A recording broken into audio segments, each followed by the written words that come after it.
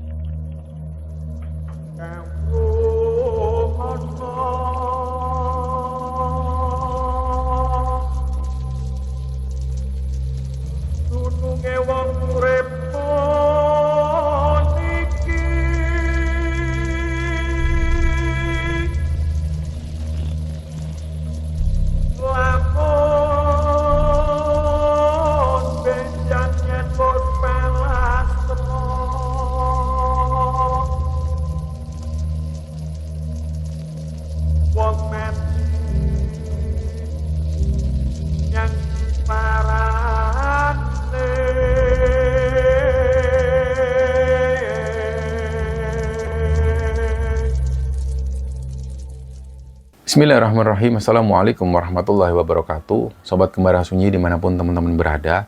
Pada kesempatan kali ini kami akan membagikan cerita yang dikirim oleh Sobat Kembara yang bernama Jikri yang asalnya dari salah satu daerah di Jawa Tengah. Sebelum kita masuk ke ceritanya, untuk teman-teman yang nonton tayangan ini dan belum subscribe, jangan lupa untuk subscribe lebih dulu agar channel Kembara Sunyi ini lebih berkembang lagi dan kami lebih bersemangat lagi dalam membuat konten-konten terbaru di Kembara Sunyi. Dan untuk teman-teman yang telah mendukung kami sejauh ini, kami mengucapkan terima kasih banyak. Semoga amal kebaikan teman-teman dibalas kebaikan berlipat oleh Allah Subhanahu wa Ta'ala.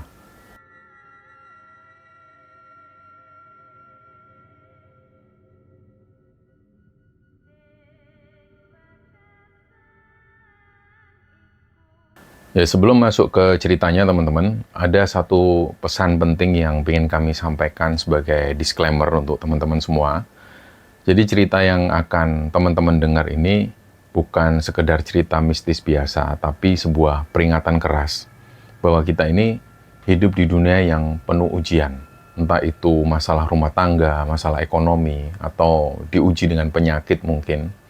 Tapi perlu diingat, dan ini tolong diingat juga, jangan pernah mencari jalan pintas lewat jalur spiritual yang aneh-aneh. Nah, khususnya bagi teman-teman yang muslim ya. Karena Islam itu sudah memberikan jalan keluar yang terang benderang. Jadi nggak perlu mencari isian-isian, nggak perlu berburu kodam dan lain sebagainya, atau mungkin melakukan ritual-ritual gelap yang nggak ada tuntunannya. Dan kalau memang hidup terasa berat, itu solusinya ini bukan di tangan dukun atau orang pintar, tapi ada di sholat dan sabar. Seperti pesan Allah di surat Al-Baqarah ayat 153, jadikanlah sholat dan sabar sebagai penolongmu. Jadi cukupkan diri kita dengan memperbaiki sholat, ditambah lagi dengan ibadah sunnah, dan juga mendekatkan diri lagi kepada Allah sesuai dengan syariat. Dan semoga dengan cerita ini nanti kita semua bisa belajar banyak hal, bahwa sebaik-baik menolong dan pemberi petunjuk itu hanyalah Allah Subhanahu wa Ta'ala. Jadi cerita di episode kali ini dibagikan oleh Sobat Kembara yang kita sebut saja namanya Jikri. Jadi nama ini nama samaran karena beliau minta untuk seluruh identitasnya ini dirahasiakan. Dan kisah ini kejadiannya itu sudah lumayan lama, sekitar tahun 2000-an. Waktu itu Jikri kerja di sebuah perusahaan obat-obatan hewan. Nah, karena tuntutan pekerjaannya ini, Jikri itu akhirnya sering banget keluar kota. Dan wilayah kerjanya itu meliputi dari mulai Jawa Tengah sampai Jawa Timur. Jadi sehari-harinya ya lebih banyak dihabiskan di jalanan. Dia nyetir mobil sendirian dari satu kota ke kota yang lain. Nah, singkatnya, kondisi Jikri di tahun 2000 itu dia sedang nggak baik-baik saja. Ini bukan soal kerjaan, tapi soal rumah tangganya. Jadi di situ dia menghadapi cobaan berat dengan istrinya. Hubungan mereka itu terasa dingin, banyak konflik yang terjadi, dan akhirnya muncullah omongan-omongan soal perceraian. Dan rasanya itu kayak sudah deket banget lah. Kayaknya mereka ini sudah nggak bisa dipertahankan rumah tangganya. Nah, disitulah Jikri ini benar-benar galau. Pikirannya itu sering ruwet. Dia sering banget ngerasa sumpek. Rasanya hidup itu kayak berat banget untuk dia jalani.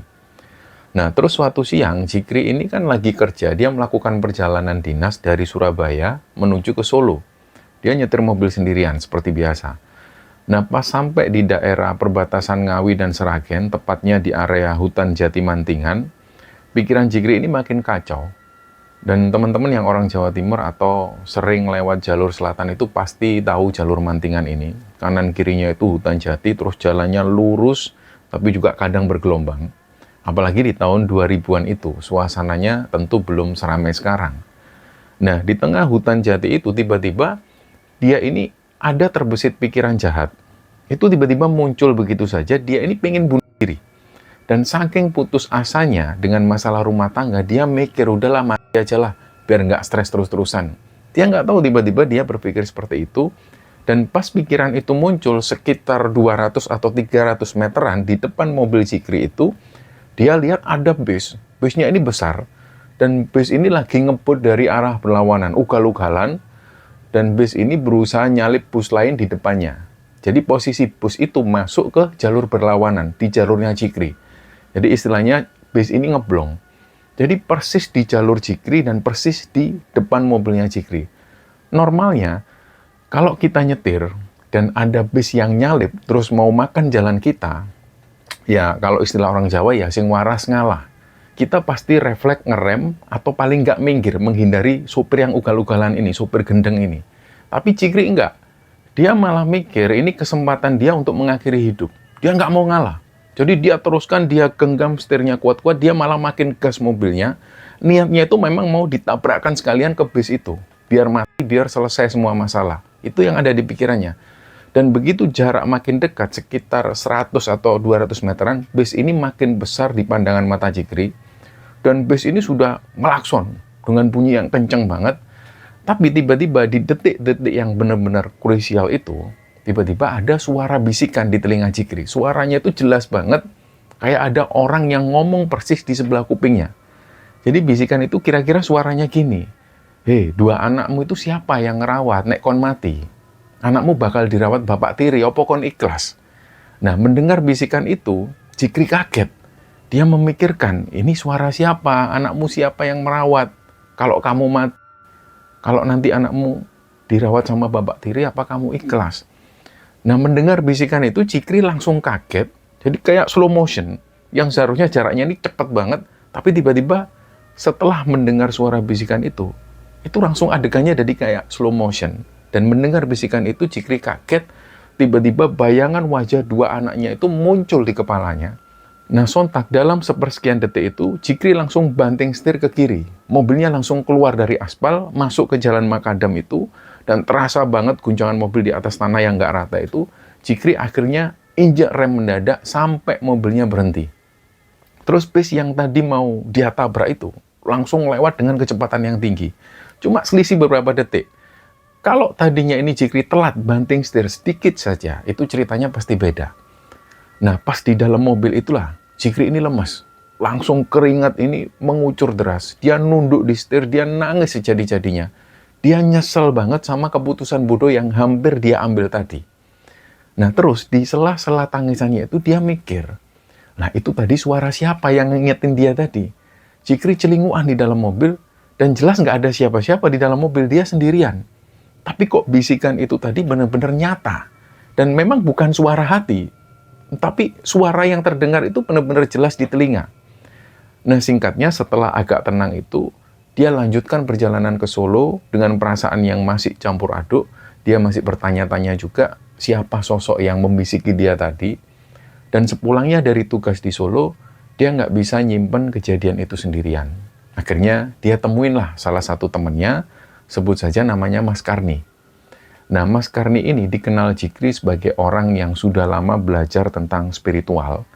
Jikri di situ cerita semuanya, dari mulai masalah rumah tangga, niatnya yang pengen bunuh diri sampai dia mendengar bisikan misterius di area hutan Mantingan. Nah, Mas Karni sendiri pas mendengarkan cerita Jikri dengan seksama itu, akhirnya Mas Karni ini menawarkan, "Mas Jik, mau tak kenalkan ke guru spiritualku, rumahnya di daerah Malang, dekat Bendungan Karangkates." Nah, di situ Jikri yang memang lagi butuh pegangan batin, dia langsung setuju. Berangkatlah mereka berdua menuju ke daerah Karangkates sana, dan sesampainya di sana, mereka menuju ke rumah seorang sesepuh. Panggilannya itu Mbah Ji. Jadi sosok Mbah Ji ini sudah sepuh, usianya sudah tua, tapi auranya itu memang tenang banget. Kebetulan Mbah Ji waktu itu ada di rumah. Nah, setelah diperkenalkan itu, Jikri langsung menyampaikan maksud kedatangannya. Dia cerita bahwa rumah tangganya itu lagi berantakan. Mbah Ji di situ cuma ngangguk-ngangguk. Beliau langsung masuk ke dalam rumah sebentar, terus keluar lagi sambil bawa segelas air putih. Nah, katanya air itu sudah didoakan oleh Mbah Ji. Nah, di situ Mbah Ji menyarankan supaya Jikri langsung minum air itu. Pesan Mbah Ji waktu itu sederhana. Mbah Ji cuma bilang, "Kowe sing akeh-akeh ndonga, kamu yang banyak-banyak doa, kamu yang lebih sabar lagi, dan kamu tawakal." Nah, katanya Mbah Ji bakal membantu lewat doa dari jauh supaya rumah tangganya Jikri ini rukun lagi. Dan pertemuan pertama itu singkat. Jikri dan Mas Karni ini langsung pulang ke Surabaya, dan beberapa waktu kemudian Jikri ini ada perjalanan bisnis lagi ke arah Blitar. Dan karena searah, dia akhirnya memutuskan untuk mampir lagi ke rumah Mbah Ji yang ada di Karangkates itu. Kali itu dia ini datang sendirian, nggak sama Mas Karni. Dan di pertemuan keduanya itulah Jikri ini baru berani jujur soal kejadian yang pernah dia alami di Mantingan. Dia cerita soal niat bunuh dirinya dan juga bisikan misterius itu. Mbah Ji waktu itu mendengarkan tanpa kaget sama sekali, seolah-olah beliau itu sebenarnya sudah tahu dari awal, tapi kayak nunggu Jikri sendiri yang cerita. Mbah Ji di situ langsung ngelihat Jikri, terus beliau bilang, "Sukmamu itu kudu dibersihin, Nona. Sukmamu itu harus dibersihkan." Aku pas ngelihat sukmamu itu peteng, gelap, kata Mbah Ji. Mbah Ji di situ menawarkan untuk membersihkan sukma itu lewat sebuah ruatan. Syaratnya harus dilakukan pas malam Jumat Kliwon. Nah, di situ Jikri tanya, "Terus caranya gimana, Mbah?" "Caranya ya kungkum. Caranya itu ya berendam," kata Mbah Ji. "Dan berendamnya itu di sungai, pas di tengah malam. Nanti tak doakan, kamu tinggal ngikuti bacaan doanya." Gitu kata Mbah Ji. Dan Jikri ini yang memang pengen hidupnya tenang, dan dia milihnya itu yang ngambil dengan cara yang seperti ini. Jadi dari situ dia langsung menyanggupi. Tibalah malam Jumat Kliwon yang ditentukan itu sekitar jam 10 malam, Jikri ini langsung menuju ke rumah Mbah Ji, dan ketika jam 10 sudah sampai di rumah Mbah Ji itu, suasana desa di sekitar rumah Mbah Ji di Karangkates tahun-tahun itu memang masih sepi banget, terutama kalau pas malam hari. Dan gelap sekali, penerangan juga minim. Di situ mereka nunggu sampai waktu yang pas. Dan sekitar jam 12 kurang 15 menit, Mbah Ji langsung ngajak Jikri untuk jalan. Nah, mereka waktu itu nggak cuma berdua. Ada satu asisten pribadi Mbah Ji yang ikut nemenin. Mereka akhirnya jalan kaki menuju sungai kecil di dekat rumah Mbah Ji. Nah, kita bisa membayangkan di tengah malam, di sebuah desa di daerah Karangkates sana, mereka jalan menuju ke sungai. Jadi di situ suara jangkrik, suara serangga malam itu terdengar kencang banget, dan angin malamnya itu dingin banget sampai menusuk tulang. Dan sesampainya di pinggir sungai itu, Mbah Ji nyuruh Jikri langsung turun ke air. Nah, sebelum Jikri masuk ke air, Mbah Ji itu sempat membaca doa-doa dulu. Jikri cuma disuruh ngikutin apa yang diucapkan oleh Mbah Ji. Dan setelah itu Jikri masuk ke sungai. Airnya waktu itu ketika Jikri rasakan, airnya itu dingin banget, dia kungkum di situ, merendam badannya sampai sebatas leher. Nah, terus di dalam air yang dingin itu, Jikri terus membacakan doa yang dibimbing oleh Mbah Ji dari pinggir sungai. Akhirnya ritual itu berlangsung hikmat dan agak mencekam juga. Jadi setelah selesai, Jikri mentas dari sungai, dia keluar dari sungai, dia langsung ganti baju, dan mereka kembali ke rumah Mbah Ji. Nah, sebelum pamit pulang ke Surabaya, Mbah Ji ini sempat ngasih wejangan atau pesan khusus. Di situ beliau bilang, laku kungkum ini atau laku mandi ini itu harus dilakukan setiap malam. Kalau bisa di sumber air yang mengalir atau di sungai. Doanya ya pakai doa yang tadi saya ajarkan. Nah, masalahnya di situ, Jikri ini kan aslinya orang Jawa Barat. Dia ngerti bahasa Jawa untuk ngobrol sehari-hari, tapi kalau disuruh ngafalin doa, atau mantra-mantra dalam bahasa Jawa Kromo yang panjang, dia merasa kesulitan. Lidahnya memang agak kaku juga. Akhirnya sama Mbah Ji, doa itu dituliskan di secarik kertas supaya bisa dibaca oleh Jikri. Akhirnya Jikri pun pulang ke Surabaya dengan tekad dia mau menjalankan laku prihatin itu. Nah, tapi pas sampai di Surabaya, dia baru sadar kalau nyari sungai atau nyari sumber air yang mengalir, apalagi airnya bersih di Surabaya, itu jelas mustahil, susah banget. Akhirnya karena kondisi nggak memungkinkan itu, Jikri ini ngakali dengan cara dia mandi di rumah. Jadi dia pakai selang air yang disambungkan ke keran PDAM, supaya berasa kayak airnya itu tetap mengalir. Dan inilah yang bikin repot, karena Jikri melakukannya itu harus sembunyi-sembunyi. Dia nunggu istri dan anak-anaknya tidur semua. Sekitar jam 12 malam, dia diam-diam menuju ke kamar mandi, terus dia nyalakanlah keran itu pelan-pelan, terus mandi sambil baca doa dari kertas kerpeannya Mbah Ji tadi. Nah, kalau dipikir secara logika, kalau memang doanya ini doa berasal dari Islam, menyebutkan kata Allah di situ, nggak mungkin bisa dibacakan di dalam kamar mandi. Jelas bahwa apa yang dibacakan Jikri ini bukan berasal dari Quran. Nah, dari situlah dia takut kalau ketahuan keluarganya ketika dia melakukan ritual itu, nanti malah dikiranya aliran sesat atau nambah masalah baru.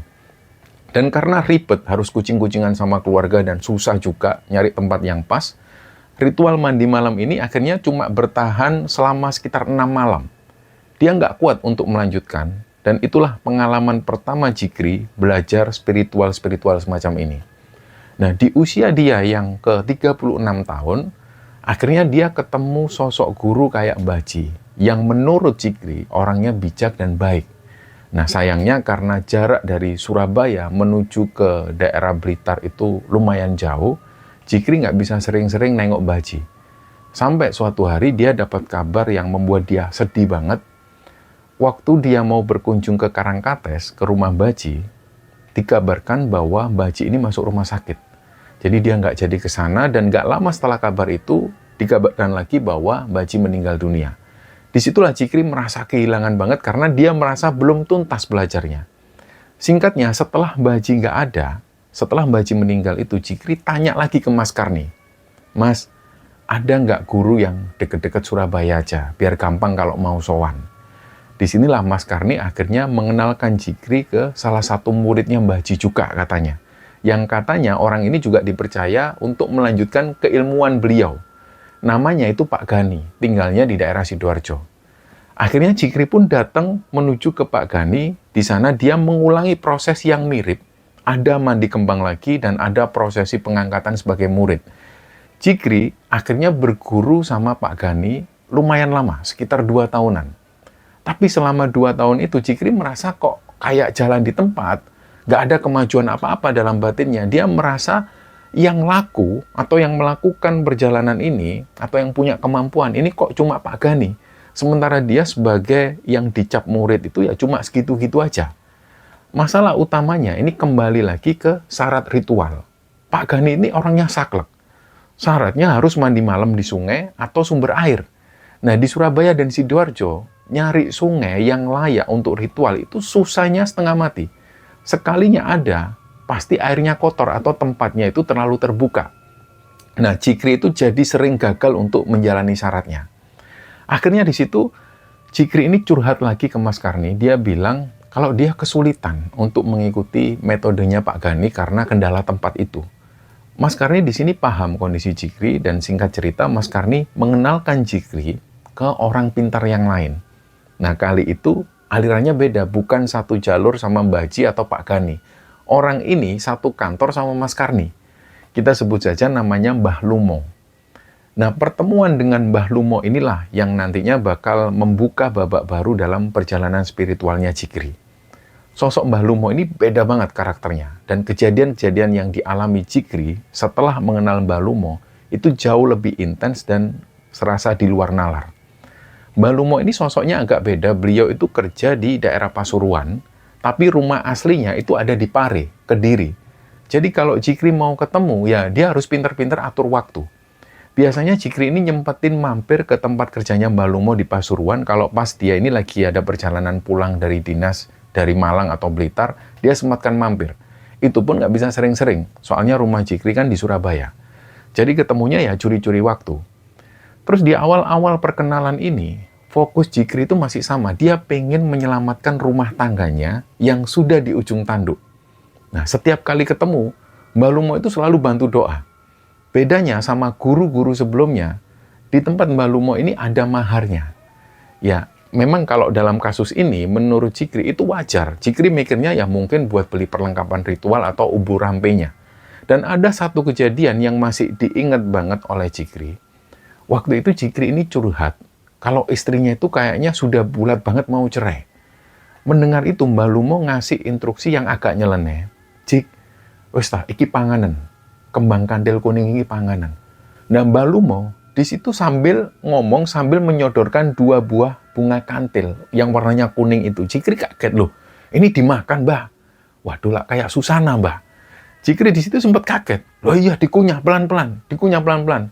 Ini syaratnya biar sukma istrimu itu kantil atau katut sama niatmu tadi, biar nggak cerai. Ini demi rumah tangga.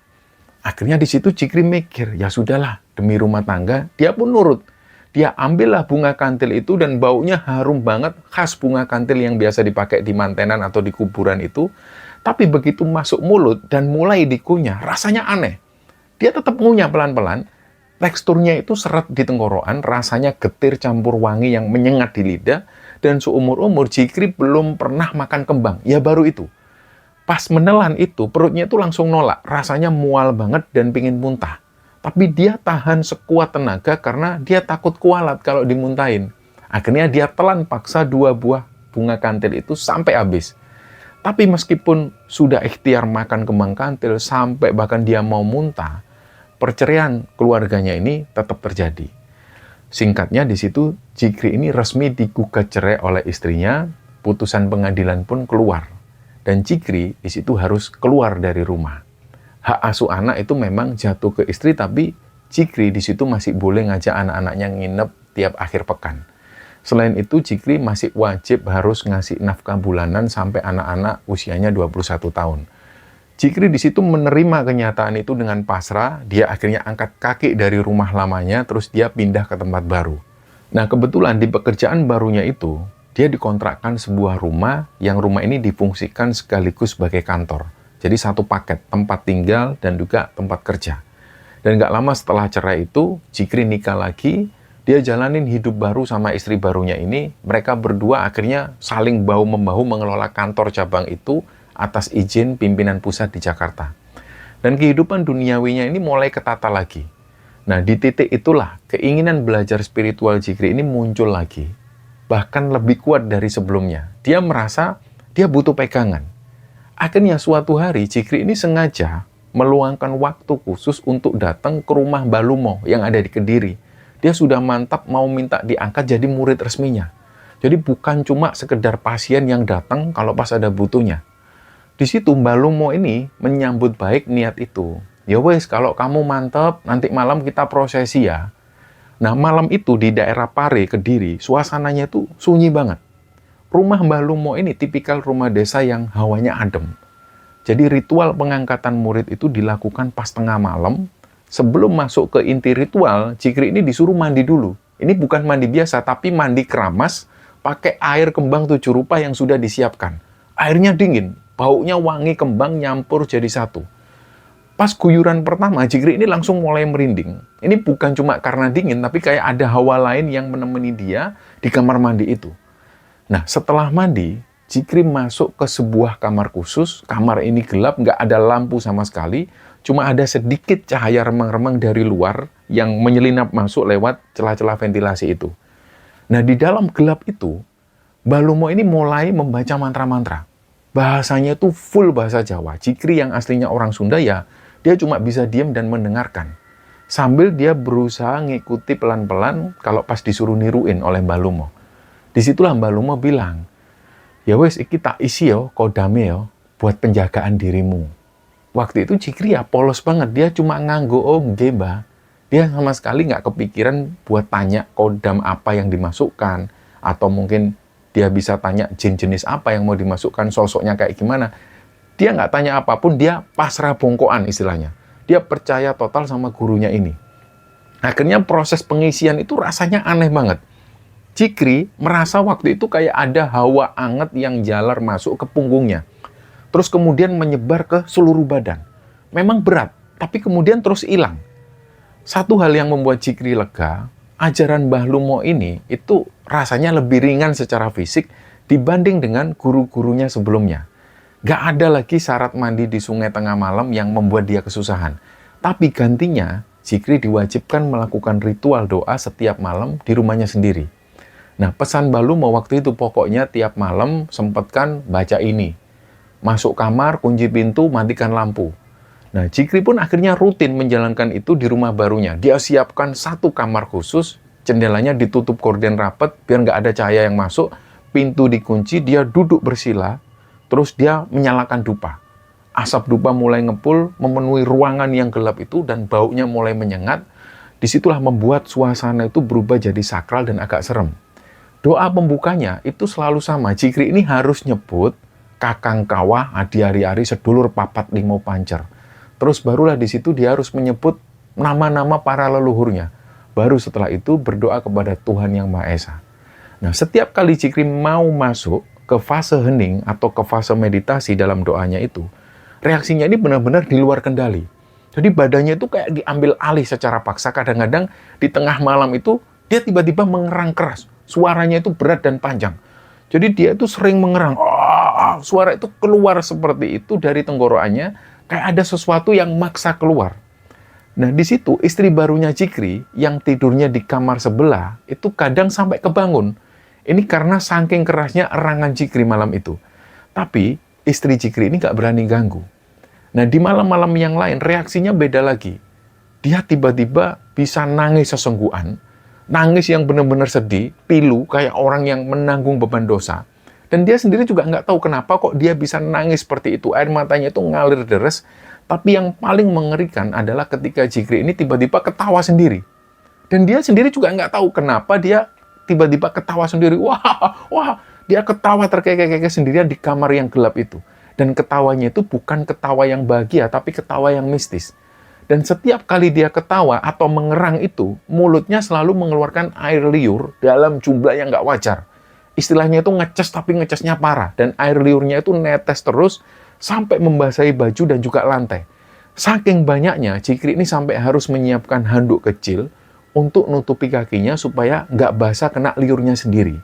Cikri sendiri waktu itu sadar akan kejadian ini, tapi dia nggak bisa nahan.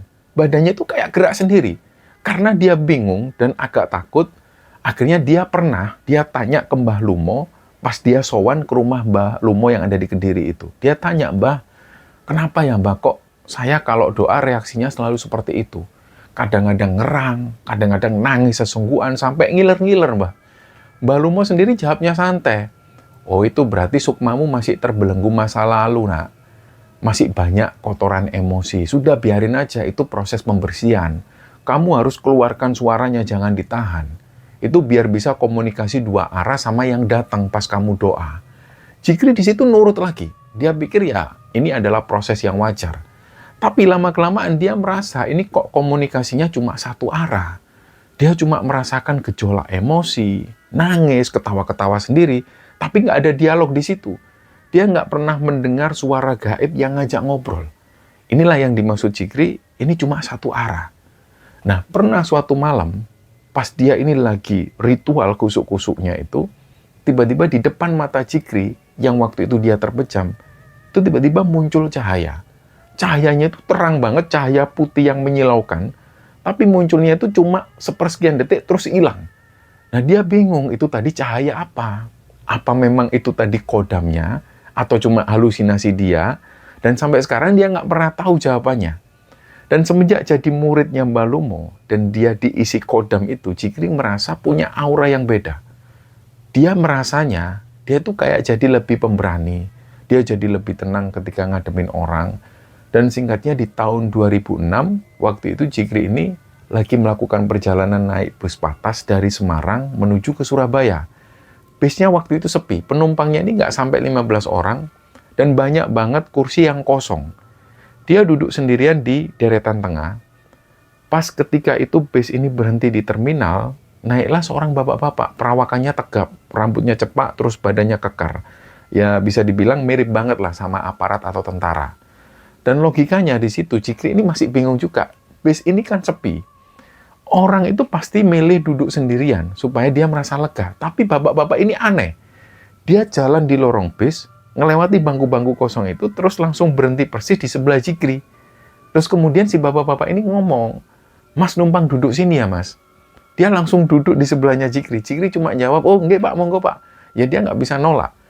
Dan sepanjang perjalanan itu mereka pun ngobrol, ternyata bapak-bapak ini bukan orang sembarangan. Katanya dia itu memperkenalkan dirinya sebagai ajudan pribadinya Mr. X. Katanya Mr. X ini adalah tokoh besar yang waktu itu lagi gencar-gencarnya dia mau bikin partai politik baru di Indonesia. Terus si bapak ajudan ini cerita banyak soal tugas-tugas khususnya. Begitu juga dia cerita soal strategi politik sampai nyerempet ke hal-hal spiritual yang dipakai untuk menyukseskan pendirian partai itu. Cikri yang memang sedang mendalami dunia-dunia ini, dia jadi nyambung banget ngobrolnya. Dan kejadian itu membuat Cikri akhirnya berpikir, kenapa dari sekian banyak kursi kosong kok bapak ini malah milihnya duduk sama dia. Nah di situ Cikri yakin ini pasti karena isian di dalam badannya yang menarik orang-orang dengan frekuensi energi yang sama. Ini menurut Cikri. Jadi kayak terasa ada magnet gaib seperti itu. Di kesempatan lain, Cikri juga pernah ditegur oleh seorang praktisi spiritual lain yang nggak sengaja ketemu dia. Orang itu bilang, "Mas, sampean ini ada isinya. Belajarnya diintensifkan lagi. Eman-eman, sayang kalau nggak diasah." Dan yang paling sering dialami Cikri sehari-hari ini adalah munculnya bisikan-bisikan, semacam panduan. Ini yang sering terjadi pas dia lagi nyetir mobil sendirian. Tiba-tiba di telinganya itu ada suara. "Nanti di depan belok kanan ya. Jangan nyalip sekarang, bahaya. Udah lewat jalan tikus saja, depan macet." Awalnya Cikri ragu. Suara ini sering muncul. Dan awalnya dia ragu, namanya juga manusia. Kadang dia mikir, masa sih ini suara, mungkin suara halusinasi atau apa. Pernah dia coba membantah bisikan itu. Jadi bisikan yang dia dengar itu nyuruh supaya dia ini jangan nyalip di tikungan. Tapi karena Cikri buru-buru, dan waktu itu dia ngelihat jalanan sepi, dia nekatlah nyalip. Dan benar, baru saja moncong mobilnya keluar jalur untuk nyalip, dari arah berlawanan muncullah truk yang kenceng banget jalannya. Cikri kaget banget, akhirnya dia banting setir balik ke jalurnya sampai hampir nyerempet trotoar. Nah di lain waktu, bisikan-bisikan yang didengar itu, dia pernah mendengar bisikan ini nyuruh belok kiri lewat jalan kampung. Cikri waktu itu malas karena jalannya jelek di kampung itu. Dia pilih jalan lurus lewat jalan utama. Nah ternyata di depan ada kecelakaan besar yang membuat macet total selama berjam-jam. Cikri akhirnya terjebak di situ dan dia nyesal karena nggak nuruti bisikan tadi. Dan sejak saat itulah Cikri ini jadi makin bergantung dengan suara-suara di kepalanya itu. Dia merasa suara-suara ini itu berasal dari kodam yang diisi oleh Mbah Lumo. Dan dia merasa kodam itu benar-benar bekerja untuk menjaga dia. Tapi teman-teman, di balik semua kemampuan dan penjagaan itu, Cikri nggak sadar kalau ada harga yang harus dibayar. Perjalanan spiritualnya itu semakin lama, semakin membawanya ke pengalaman yang lebih gelap dan membingungkan. Apalagi soal ritual malam di kamar gelap yang membuat dia selalu mengerang dan selalu ngiler itu. Ternyata hal ini baru permulaan dari gangguan-gangguan yang lebih serius. Jadi belum genap 1 tahun, Cikri ini ikut berguru kepada Mbah Lumo, ada musibah yang menimpa keluarganya. Istrinya Cikri ini tiba-tiba sakit. Awalnya dikira sakitnya sakit biasa, gejalanya itu kayak sakit mah.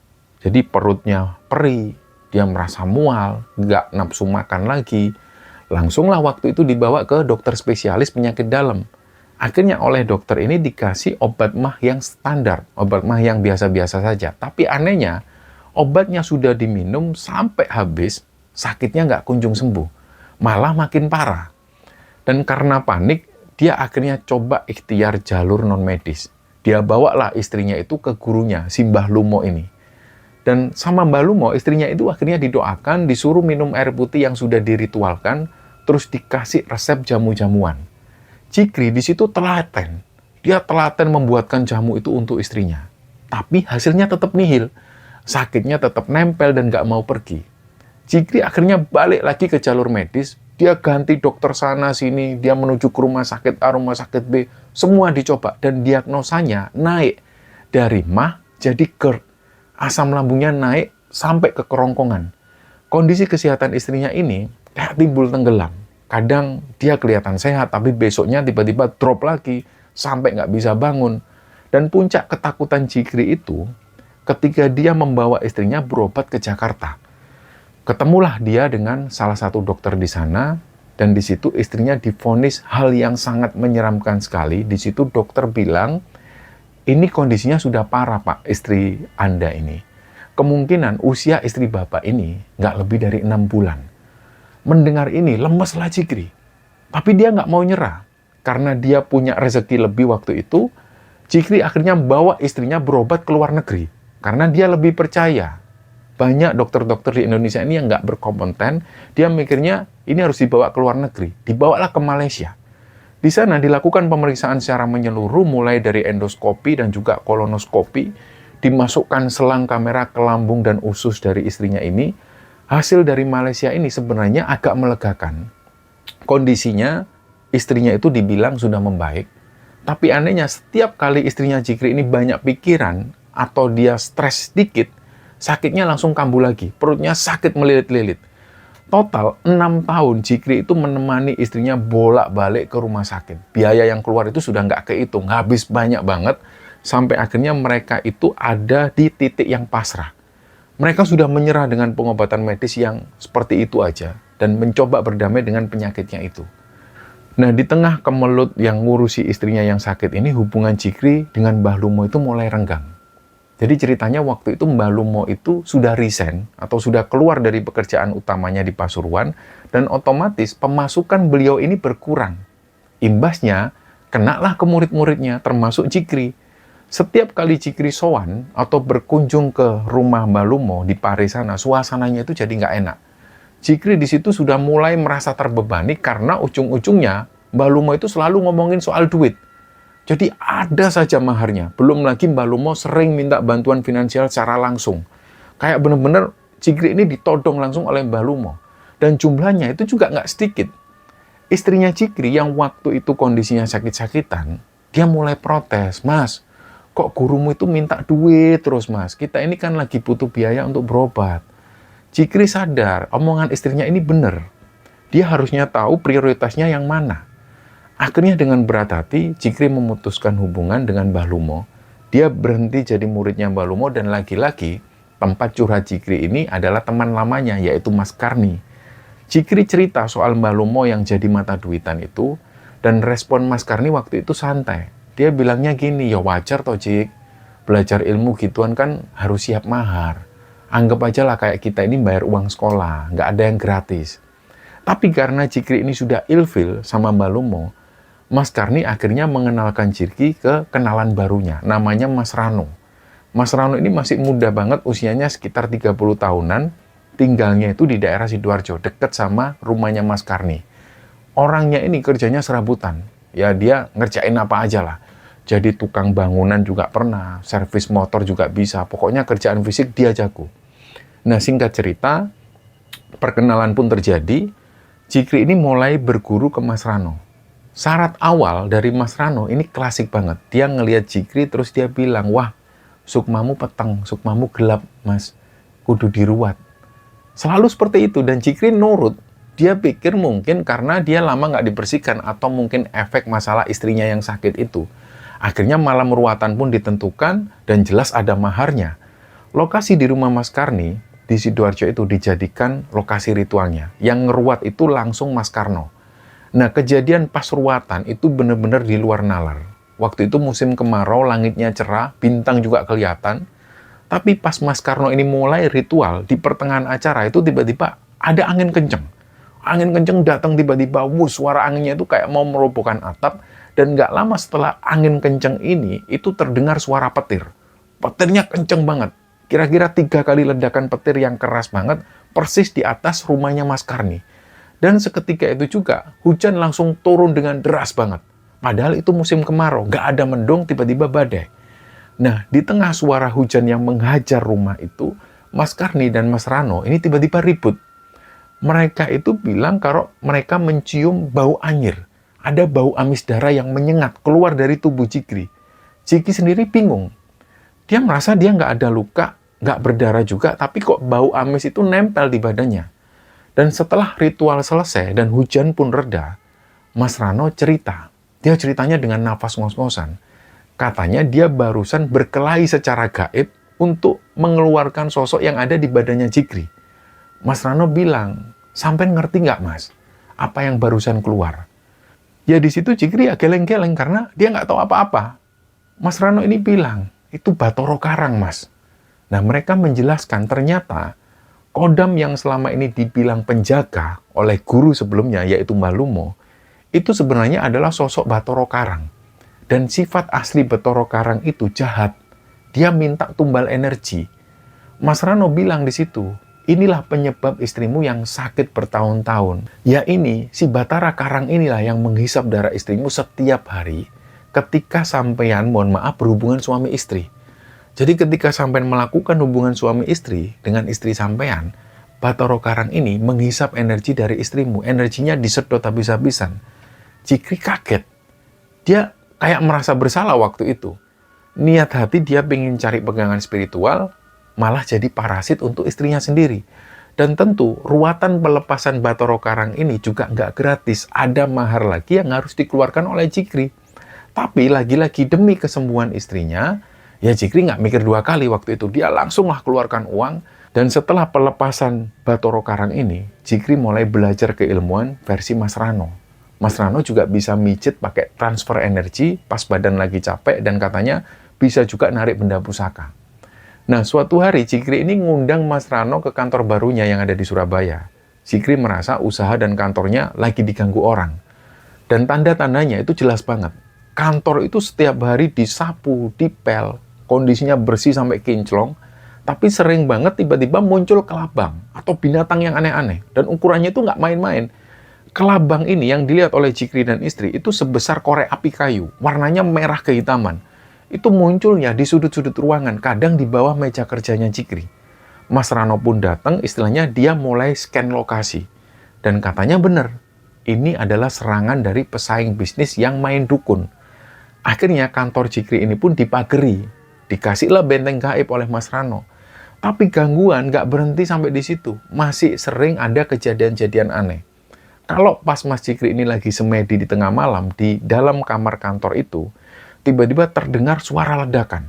Suaranya itu kenceng banget di atas genteng, dan kadang suaranya itu kayak di dalam kamar itu sendiri. Tapi pas dicek, nggak ada apa-apa. Gentengnya utuh, barang-barang nggak ada yang pecah. Pas ditanyakan ke Mas Rano, jawabannya Mas Rano selalu sama, yaitu namanya benturan energi, Mas. Ada kiriman santet yang nabrak pagar gaibku. Ya waktu itu Jikri percaya-percaya aja, gangguan lain itu akhirnya datang dari masa lalu istrinya Jikri. Jadi ceritanya mantan pacar istrinya Jikri ini ternyata masih suka mengganggu. Dia masih suka meneror lewat cara yang halus. Istrinya Jikri waktu itu ketakutan dan minta tolongnya ke Mas Rano. Istrinya Jikri sendiri yang minta tolong ke Mas Rano. Dia bilang, "Mas, tolong Mas, mantan saya itu tolong didoakan supaya lupa sama saya, biar saya ini nggak diganggu lagi." Dan ajaibnya, entah seperti apa, itu berhasil. Setelah dipegang Mas Rano, gangguan dari mantan pacar itu berhenti total. Dan gara-gara kejadian itu, istrinya Jikri ini jadi merasa kagum sama Mas Rano. Dia yang tadinya itu skeptis banget orangnya dengan dunia-dunia klinik, akhirnya dia jadi tertarik ikut belajar spiritual. Istrinya si Jikri ini akhirnya minta diruat juga. Dan setelah ruatan, Mas Rano itu bilang sesuatu yang membuat istrinya Jikri ini senang.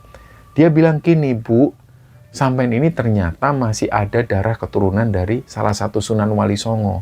Nah, entah ini yang dibilang Mas Rano benar atau memang untuk menyenangkan hati istrinya Jikri. Ketika dibilang dia masih ada keturunan Sunan, istrinya Jikri di situ langsung sumringah. Dia jadi makin semangat belajar, makin rajin ritual bareng suaminya. Hubungan mereka ini sama Mas Rano itu jadi deket banget akhirnya. Mas Rano sering main ke rumahnya Jikri, dan kalau Mas Rano lagi nggak punya uang, karena kerjanya juga serabutan juga, Jikri ini sering ngasih kerjaan ke Mas Rano. Entah itu benerin atap bocor, entah itu ngecat tembok, atau servis motor kantor, pokoknya dikasih kerjaan lah Mas Rano supaya dia dapat penghasilan. Dan nantinya Jikri ngasih upahnya itu lebih sebagai bentuk bantuan. Tapi lama-lama, polanya ini keulang lagi dan lagi. Persis seperti kasusnya Mbak Lumo. Kebutuhan hidup Mas Rano ini makin besar. Apalagi istrinya waktu itu baru melahirkan. Mulailah masuk pesan-pesan WA ke HP-nya Jikri. Isinya ya minta bantuan finansial. Awalnya sesekali. Jikri maklumi itu dan dia tetap bantu. Tapi lama-lama jadi sering. Dikit-dikit WA. Dia bilang, "Mas, butuh susu buat anak mas. Mas, butuh buat bayar ini mas." Jikri dan istrinya ini mulai merasa nggak nyaman. Mereka ini niatnya berguru cari ilmu dan ketenangan, kok ujung-ujungnya mereka jadi sapi perah lagi. Nah, karena keseringan dimintain uang, Jikri pelan-pelan mulai menarik diri. Komunikasinya mulai jarang, pesan-pesan itu jarang dibalas, dan akhirnya mereka berhenti berinteraksi dengan Mas Rano. Jikri kembali melangkah sendirian lagi. Dan masalah mahar ini itu benar-benar jadi momok buat Jikri. Rasanya itu kayak jatuh di lubang yang sama berkali-kali. Jikri bahkan sampai curhat lagi ke Mas Karni soal Mas Rano yang mulai sering minta duit. Tapi ya seperti itu, tanggapan Mas Karni ini tetap ya standar-standar aja. Dia bilangnya ke Jikri, "Ya wajar toh Jik, anggap aja uang sekolah, kamu ini kan belajar."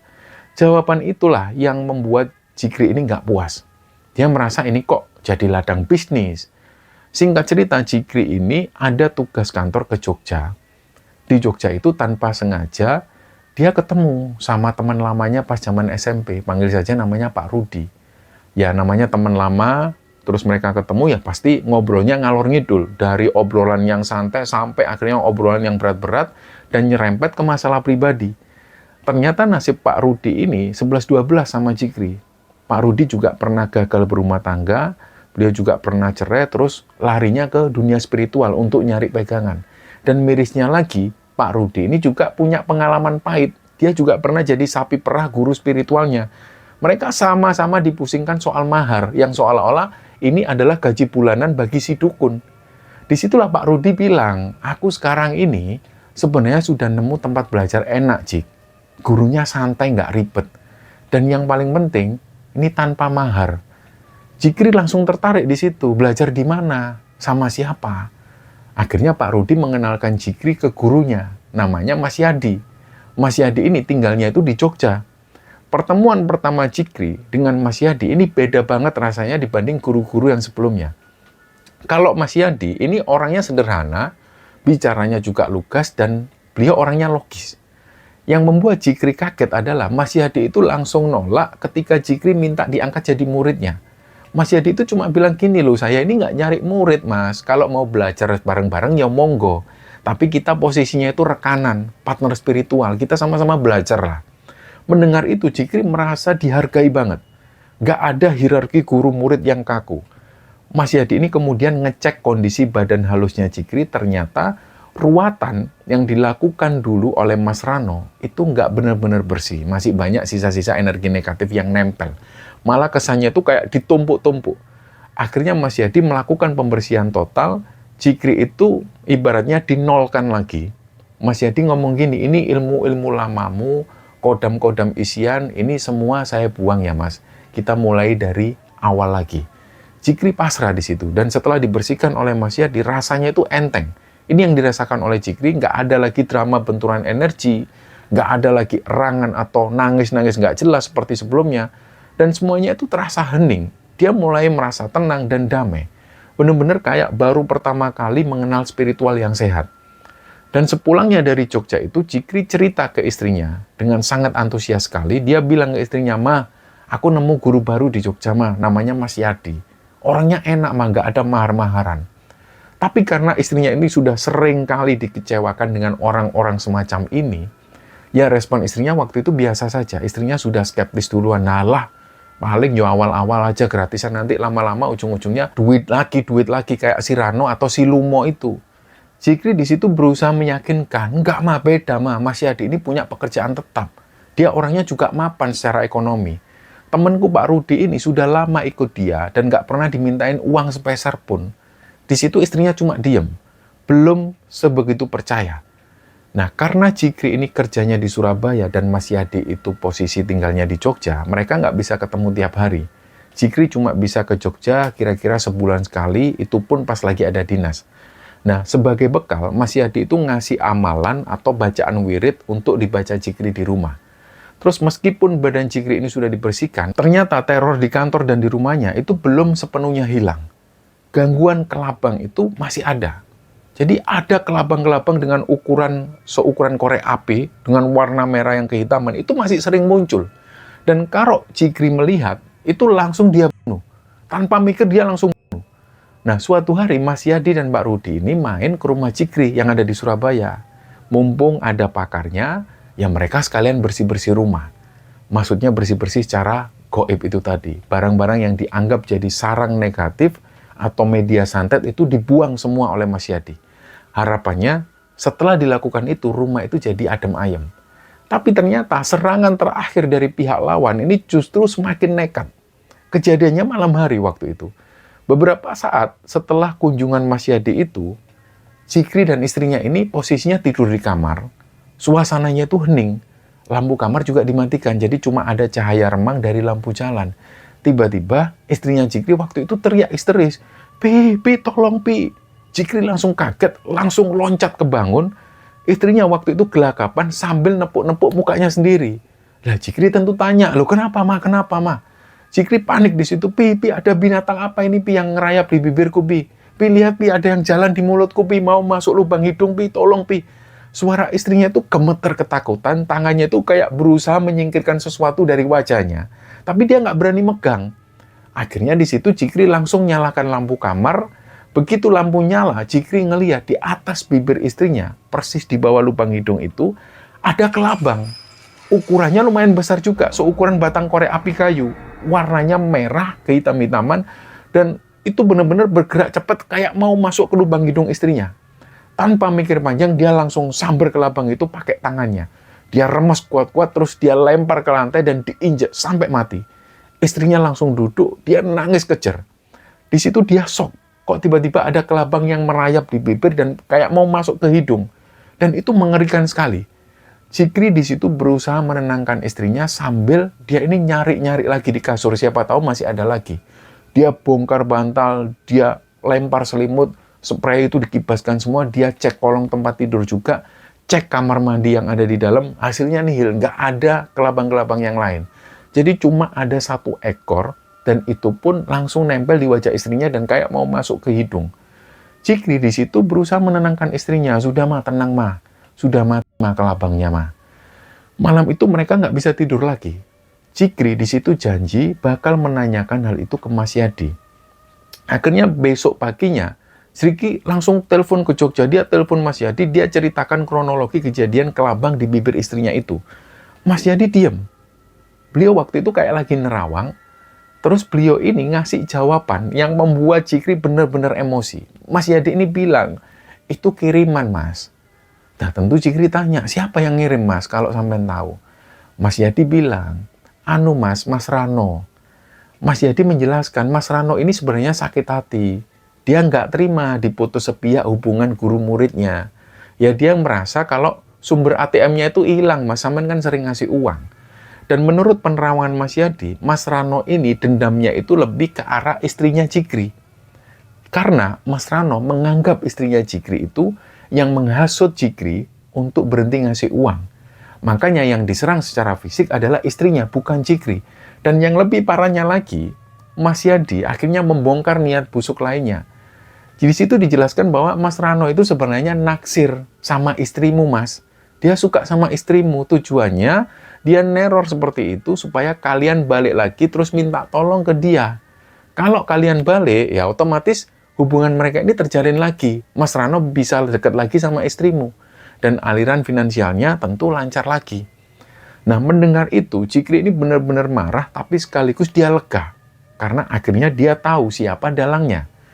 Ternyata selama ini dia itu memelihara musuh dalam selimut. Dan sejak kejadian itu, Cikri ini semakin mantap belajar dengan Mas Yadi. Dia proteksi diri dan keluarga itu makin diperkuat, tapi dengan cara-cara yang wajar. Dia mengasah itu semua lewat cara doa dan juga mendekatkan diri kepada Tuhan. Bukan pakai kodam-kodaman lagi. Dan sampai hari ini, atau setidaknya sejak tahun 2016, Cikri itu masih belajar ke Mas Yadi yang ada di Jogja. Dia menjalankan laku spiritualnya itu dengan santai. Dan hidupnya sekarang jauh lebih tenang. Cikri akhirnya sadar satu hal. Belajar spiritual bagi dia itu memang sulit dan berat. Setelah ditelusuri, ternyata leluhur Jikri ini memang nggak ada yang punya latar belakang orang pinter atau orang yang menjalani spiritual atau supranatural. Jadi dia benar-benar babat alas, dia berjuang dari nol tanpa bakat turunan. Beda sama istrinya. Kalau istrinya ini sebenarnya punya bakat besar, dia cepat nangkep kalau pas diajari dan masih punya darah dari leluhurnya. Tapi istri Jikri ini memilih jalur syariat. Dia menganggap bahwa cukuplah sholat, cukuplah ngaji, menjalankan sunnah, puasa, itu sudah cukup. Nggak usah embel-embel yang lain. Kalau istrinya Jikri seperti itu. Karena istrinya Jikri, dia merasa lebih tenang dengan sholat dan ngaji seperti biasa daripada harus main energi-energian. Nah, satu lagi yang jadi penutup pahit dari kisah masa lalu ini adalah hubungan Jikri dengan Mas Karni. Orang yang selama ini mengenalkan Jikri ke Mbah Ji, ke Mbah Lumo, dan juga Mas Rano, yang jadi teman curhat Jikri selama sekitar 22 tahun. Persahabatan puluhan tahun itu akhirnya hancur gara-gara uang. Keluarga Mas Karni itu pernah minjem uang ke Jikri dalam jumlah yang sangat-sangat besar. Awalnya janjinya itu manis bakal dikembalikan, tapi pas ditagih itu selalu belibet muter-muter dan akhirnya nggak ada niatan untuk mengembalikan. Malah mereka itu memakai tameng kata-kata bijak yang dibalut dengan kata-kata spiritual untuk menghindari bayar utang. Jadi mereka itu sempat bilang, "Wes Thomas, kalau meminjamkan uang nggak dikembalikan ya diikhlaskan aja, nanti Tuhan yang akan ganti dengan yang lebih besar." Tentu ini nggak masuk akal. Dari situ Jikri belajar nggak semua orang yang kelihatan nyentrik atau paham spiritual itu kelakuannya benar. Kadang malah yang lebih bahaya orang-orang semacam ini daripada orang awam. Jadi teman-teman, nggak bermaksud untuk menggurui. Kisah perjalanan spiritual Jikri yang lebih dari 16 tahun ini mengajarkan kepada kita tentang satu hukum alam yang tidak terbantahkan. Apa yang kamu undang, itulah yang akan datang. Kalau kita menyibukkan diri dengan perkara mistis, bermain-main dengan klinik, atau mencari jalan pintas lewat dunia gaib, maka jangan kaget kalau realitas hidup kita itu akan berubah jadi mistis juga. Jikri ini adalah bukti nyata dari hal itu. Yang niat awalnya dia ini cuma mau cari solusi masalah rumah tangga, tapi karena caranya salah, lewat pengisian kodam dan ritual-ritual aneh, dia justru mengubah dirinya menjadi magnet bagi hal-hal gaib. Hidupnya yang seharusnya normal, itu malah dipenuhi dengan hal-hal mistis. Didatengin sosok misterius, sampai dengan teror-teror fisik berupa kelabang dan juga sakit-sakit aneh yang menyerang istrinya. Nah, di dunia klinik, itu seperti lingkaran setan. Sekali pintunya dibuka, nutup kembali itu butuh perjuangan yang berdarah-darah. Dan kita lihat bagaimana Jikri ini harus membayar mahar yang jauh lebih mahal daripada uang, yaitu kesehatan istrinya yang digerogoti oleh energi negatif selama bertahun-tahun. Dan ingatlah pesan di awal cerita yang kami sampaikan tadi, jangan pernah mencari jalan pintas lewat jalur spiritual yang gak jelas tuntunannya. Kalau hidup terasa berat, solusinya bukan orang pintar atau kodam atau dukun, melainkan kembali kepada Allah. Karena sejatinya perlindungan terkuat itu bukan berasal dari benteng gaib buatan manusia, tapi dari hati yang berserah diri sepenuhnya kepada Allah Subhanahu wa Ta'ala. Mohon maaf jika ada salah-salah kata. Wassalamualaikum warahmatullahi wabarakatuh.